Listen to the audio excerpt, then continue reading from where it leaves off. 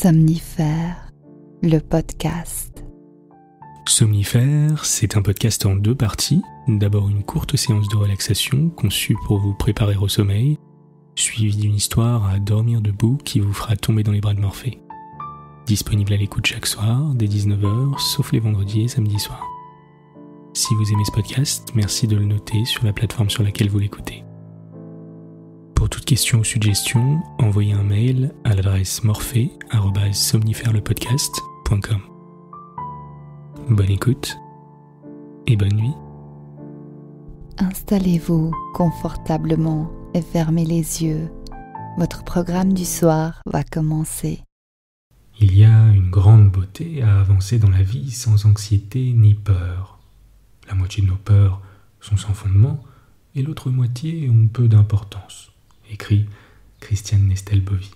Bonsoir à tous, nous sommes le mercredi 17 mars et Somnifère vous propose ce soir une séance de relaxation qui vise à évacuer le stress et l'anxiété alors que la crise sanitaire n'est pas encore tout à fait derrière nous et que de nouvelles restrictions ont été annoncées.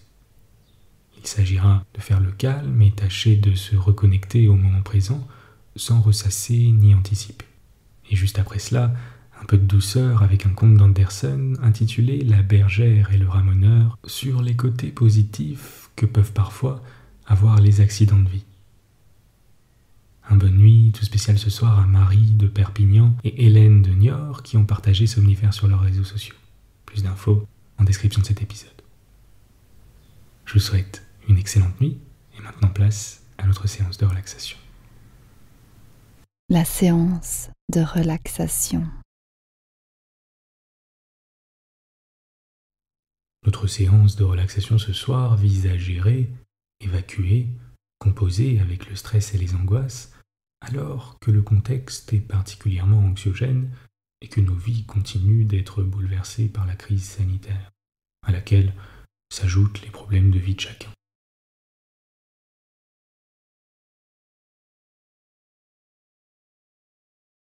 Installez-vous confortablement, peu importe la position, pourvu que vous soyez à l'aise.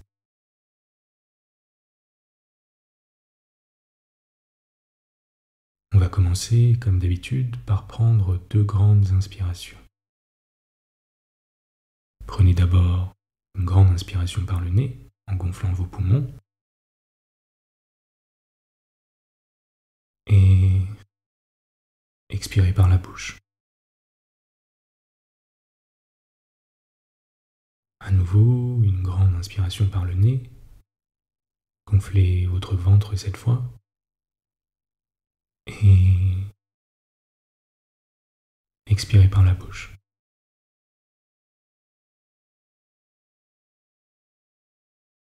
On connaît tous cette sensation de stress et d'anxiété qui nous prend à la gorge et à la poitrine, mais chez certains d'entre nous, elle prend trop de place et elle est difficile à gérer au quotidien. Quand ça devient trop envahissant, quand on en souffre au quotidien, il est important d'en parler à un professionnel de santé qui évaluera votre niveau d'anxiété et étudiera avec vous le meilleur moyen de vous aider à la gérer. Il existe également des outils et des exercices qui permettent de prendre de la distance avec l'anxiété, de l'apprivoiser, de retrouver le calme, et c'est ce qu'on va voir ce soir.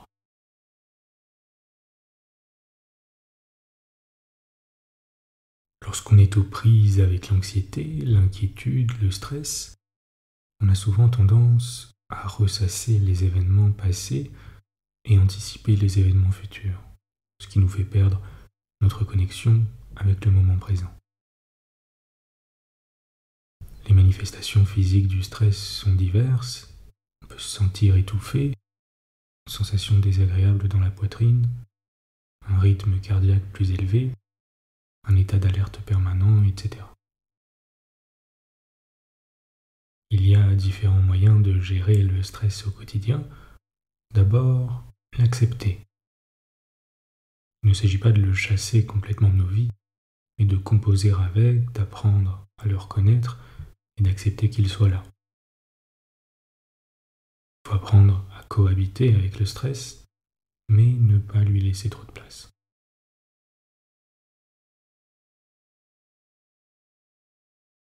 Encore une fois, la respiration est vraiment très importante. Ça demande des efforts, c'est un peu chiant de s'y mettre, mais ça fait vraiment la différence. J'en parle souvent, il y a des exercices simples comme fermer les yeux, se concentrer sur sa respiration pendant quelques minutes, laisser les pensées aller et venir sans jugement, faire de la respiration ventrale, ou simplement ne rien faire pendant un instant.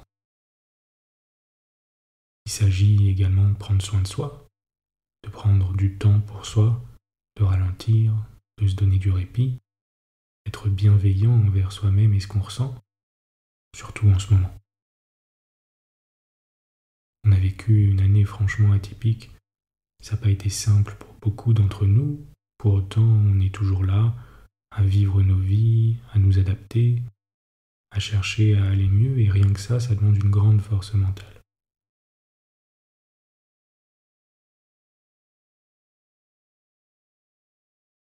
À prendre de la hauteur peut également beaucoup aider.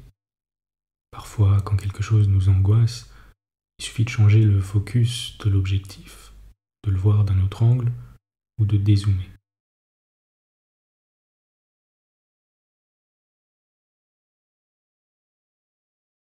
De tout ce qui nous angoisse et nous stresse au quotidien, il y a peu de choses au final qui sont réellement importantes.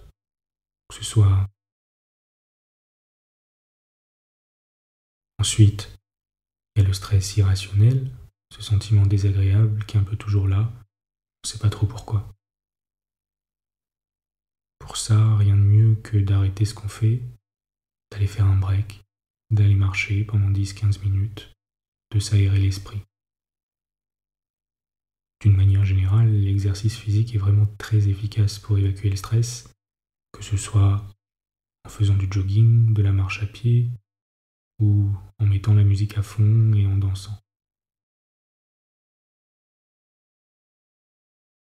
Je vais vous demander à présent de mettre complètement de côté votre quotidien, votre journée, de fermer le livre de votre vie et de déconnecter.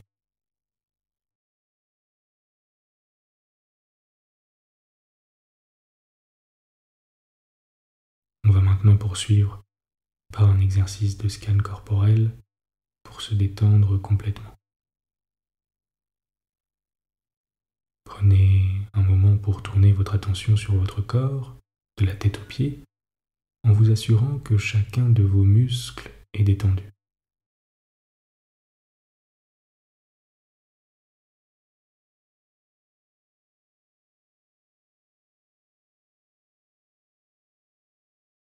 Portez votre attention sur les parties de votre corps que je vais citer, en prenant quelques secondes pour les relâcher complètement une par une.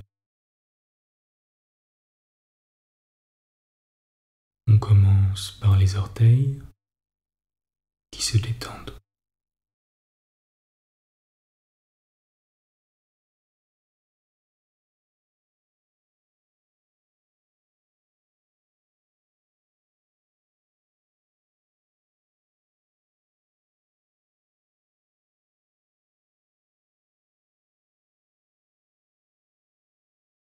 La plante des pieds qui se relâche.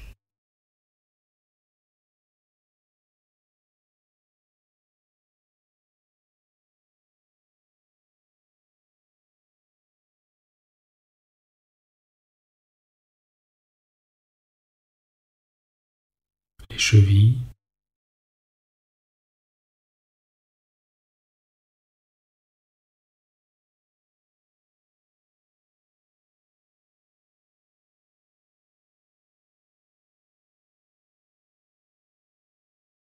l'ensemble de vos deux pieds complètement détendus.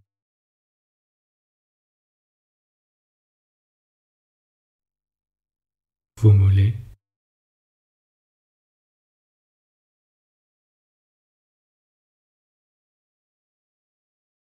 vos genoux,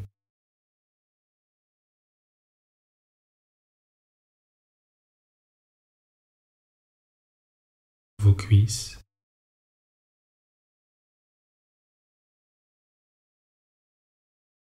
vos fesses,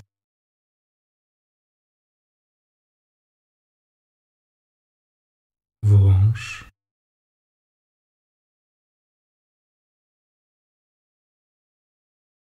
prenez quelques secondes pour porter votre attention sur le bas de votre corps qui est complètement relâché et notez comme c'est agréable. Prenez une grande inspiration et à l'expire, sentez toutes les émotions indésirables accumulées pendant la journée se libérer, vous laissant encore plus calme et détendu.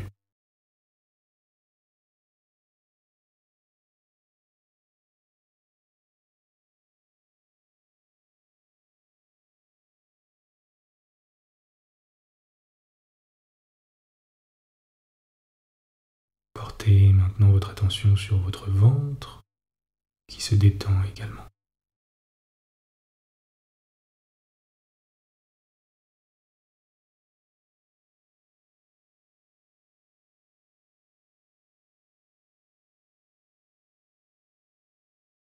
Votre poitrine,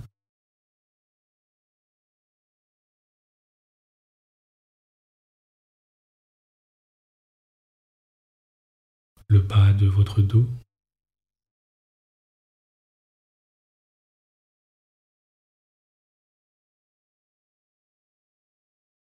la détente se propage maintenant dans l'ensemble de votre dos, vertèbre par vertèbre, jusqu'à vos trapèzes, qui se détendent également et se relâchent.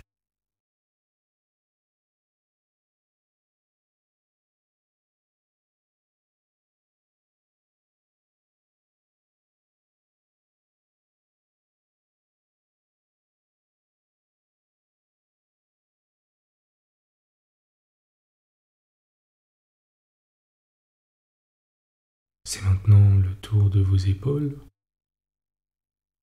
qui s'affaissent et se relâchent de tout leur poids.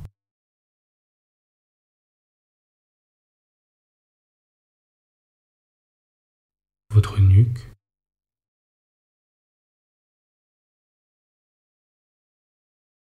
votre cou,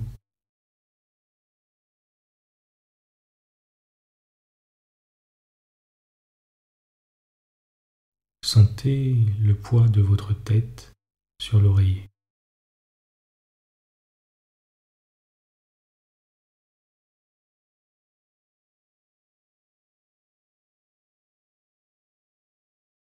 Le point entre vos deux sourcils se décrispe.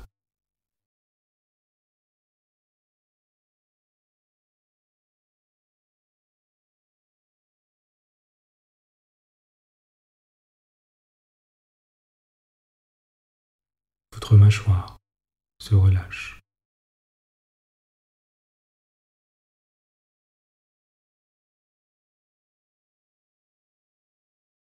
Vos paupières sont confortablement posées sur vos yeux, sans tension, et votre front se déplisse.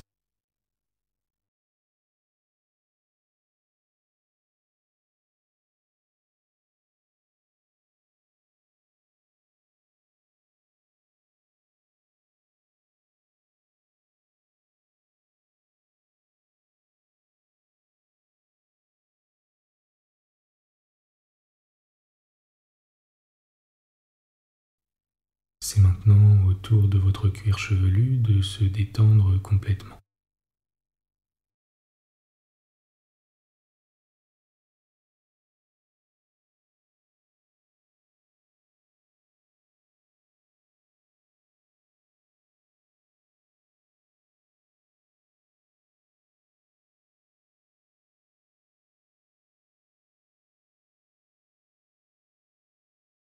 Observez le mouvement de votre poitrine qui monte à l'inspire et redescend à l'expire, et voyez comme c'est apaisant et réconfortant.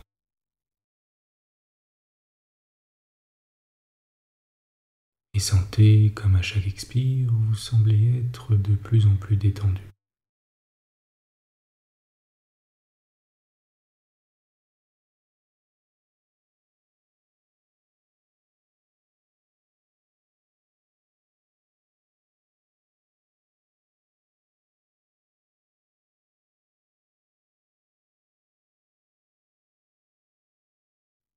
Concentrez simplement votre attention sur votre respiration pendant quelques instants, sans être en attente de quoi que ce soit, en étant tout simplement présent,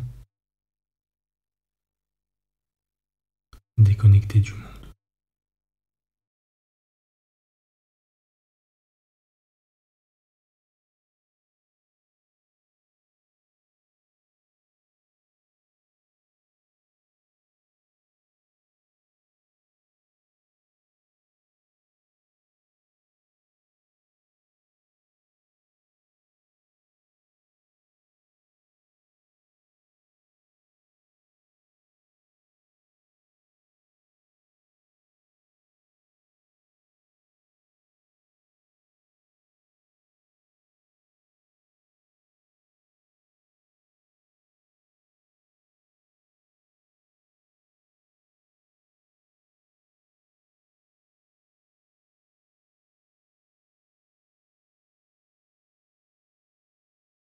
Vous êtes calme et détendu.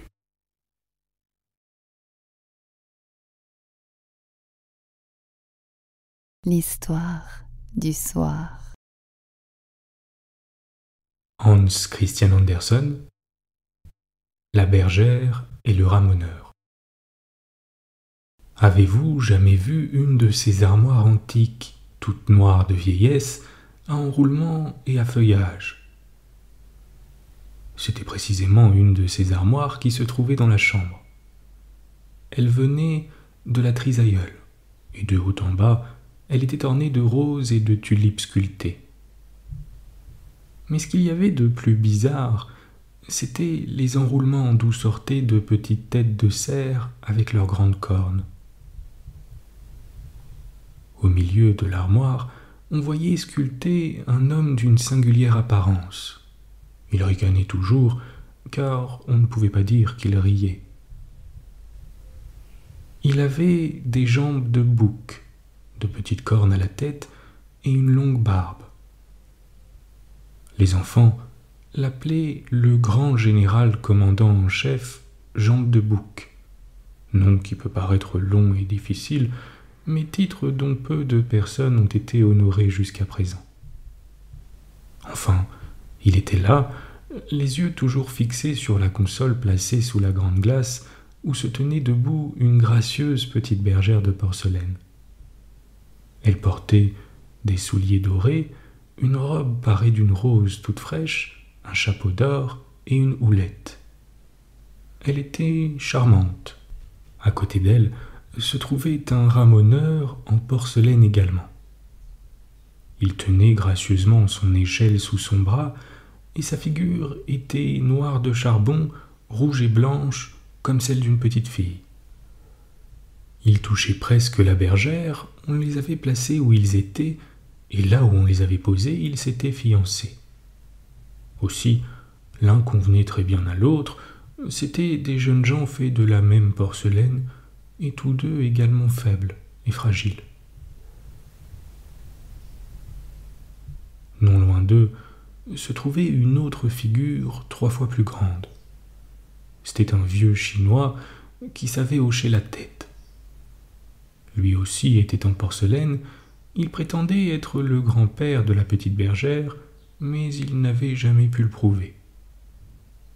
Il soutenait qu'il avait tout pouvoir sur elle, et c'est pourquoi il avait répondu par un aimable hochement de tête au grand général commandant en chef Jambes de Bouc, qui avait demandé la main de la petite bergère.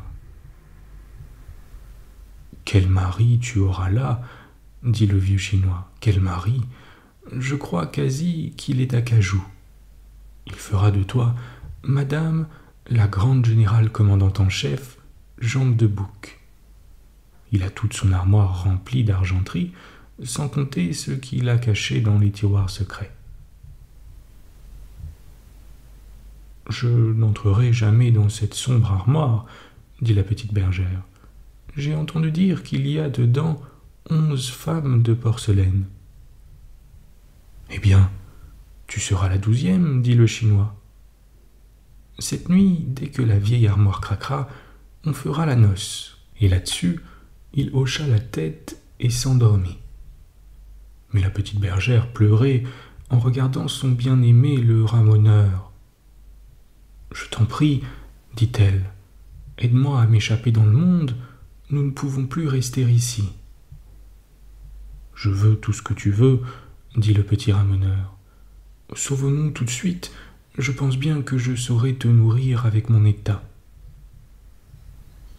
Pourvu que nous descendions heureusement de la console, dit-elle, je ne serai jamais tranquille tant que nous ne serons pas hors d'ici. Et il la rassura, et il lui montra comment elle devait poser son petit pied sur les rebords sculptés et sur le feuillage doré. Il l'aida aussi avec son échelle, et bientôt ils atteignirent le plancher. Mais en se retournant vers la vieille armoire, ils virent que tout y était en révolution. Tous les cerfs sculptés allongeaient la tête, dressaient leur bois et tournaient le cou. Le grand général commandant en chef Jean de Bouc fit un saut et cria au vieux Chinois. « Les voilà qui se sauvent, ils se sauvent !» Alors, ils eurent peur et se réfugièrent dans le tiroir du marchepied de la fenêtre. Là se trouvaient 3 ou 4 jeux de cartes dépareillés et incomplets, puis un petit théâtre qui avait été construit tant bien que mal. On y jouait précisément une comédie, et toutes les dames, qu'elles appartiennent à la famille des carreaux ou des piques, des cœurs ou des trèfles, étaient assises au premier rang et s'éventaient avec leurs tulipes. Et derrière elles se tenaient tous les valets qui avaient à la fois une tête en l'air et l'autre en bas, comme sur les cartes à jouer. Il s'agissait dans la pièce de 2 jeunes gens qui s'aimaient, mais qui ne pouvaient arriver à se marier. La bergère pleura beaucoup, car elle croyait que c'était sa propre histoire. « Ça me fait trop de mal, dit-elle, il faut que je quitte le tiroir. »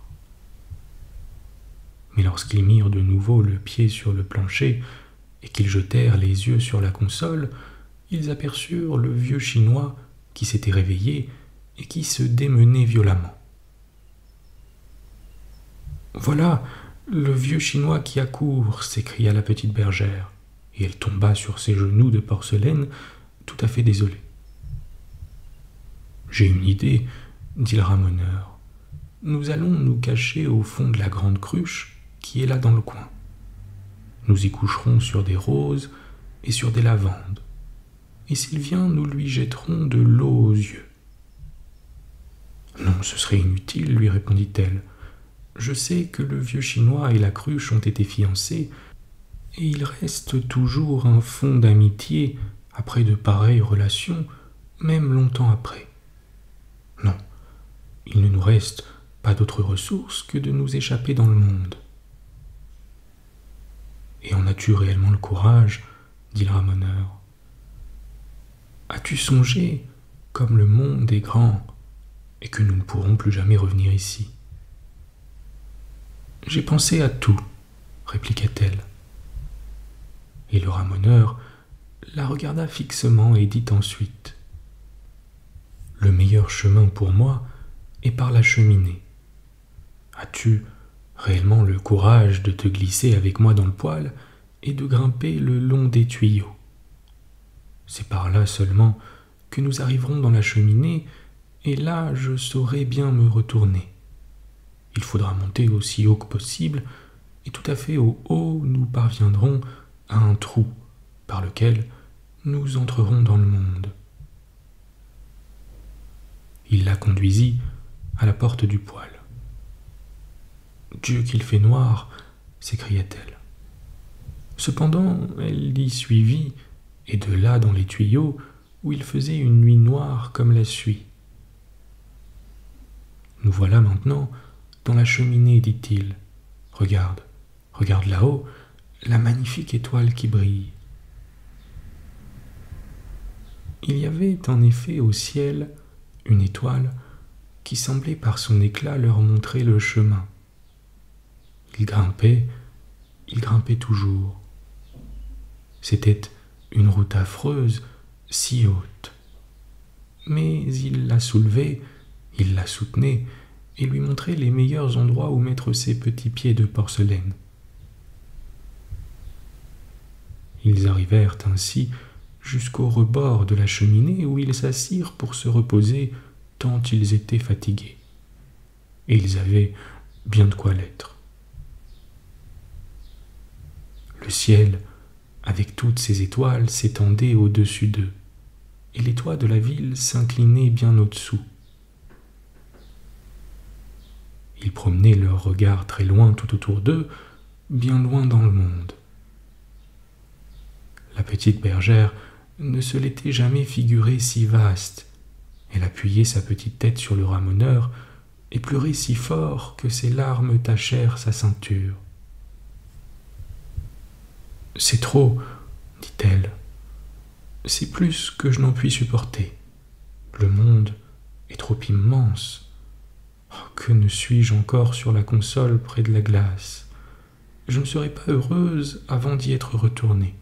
Je t'ai suivi dans le monde. Maintenant, ramène-moi là-bas si tu m'aimes véritablement. » Et le ramoneur lui parla raison. Il lui rappela le vieux Chinois et le grand général commandant en chef, Jambe de Bouc. Mais elle sanglotait si fort, et elle embrassa si bien son petit ramoneur qu'il ne put faire autrement que de lui céder, quoique ce fût insensé. Ils se mirent à descendre avec beaucoup de peine par la cheminée, se glissèrent dans les tuyaux et arrivèrent au poêle. Ce n'était pas certes un voyage d'agrément, et ils s'arrêtèrent à la porte du poêle pour écouter et apprendre ce qui se passait dans la chambre. Tout y était bien tranquille. Ils mirent la tête dehors pour voir. Hélas, le vieux Chinois gisait au milieu du plancher. Il était tombé en bas de la console en voulant les poursuivre, et il s'était brisé en 3 morceaux. Tout le dos s'était détaché du reste du corps, et la tête avait roulé dans un coin. Le grand général commandant en chef Jambe de Bouc conservait toujours la même position et réfléchissait. « C'est terrible, » dit la petite bergère. « Le vieux grand-père s'est brisé, et c'est nous qui en sommes la cause. Je ne survivrai jamais à ce malheur. » Et elle tordait ses petites mains. « On pourra encore le recoller, » dit le ramoneur. « Oui, on pourra le recoller. Allons, ne te désole pas. Si on lui recolle le dos et qu'on lui met une bonne attache à la nuque, il deviendra aussi solide que s'il était tout neuf, et pourra encore nous dire une foule de choses désagréables. Tu crois ?» dit-elle. Et ils remontèrent sur la console où ils avaient été placés de tout temps. « Voilà où nous en sommes arrivés, » dit le ramoneur. « Nous aurions pu nous épargner toute cette peine. Si seulement notre vieux grand-père était recollé, » dit la bergère. « Est-ce que ça coûte bien cher ?» Et le grand-père fut recollé. On lui mit aussi une bonne attache dans le cou, et il devint comme neuf. Seulement, il ne pouvait plus hocher la tête. « Vous faites bien le fier depuis que vous avez été cassé, » lui dit le grand général commandant en chef Jambe de Bouc. « Il me semble que vous n'avez aucune raison de vous tenir si droit. Enfin, voulez-vous me donner la main, oui ou non ?» Le ramoneur et la petite bergère jetèrent sur le vieux Chinois un regard attendrissant. Il redoutait qu'il ne se mît à hocher la tête, mais il ne le pouvait pas, et il aurait eu honte de raconter qu'il avait une attache dans le cou. Grâce à cette infirmité, les 2 jeunes gens de porcelaine restèrent ensemble. Ils bénirent l'attache du grand-père, et ils s'aimèrent jusqu'au jour fatal où ils furent eux-mêmes brisés. Bonne nuit. Bonne nuit.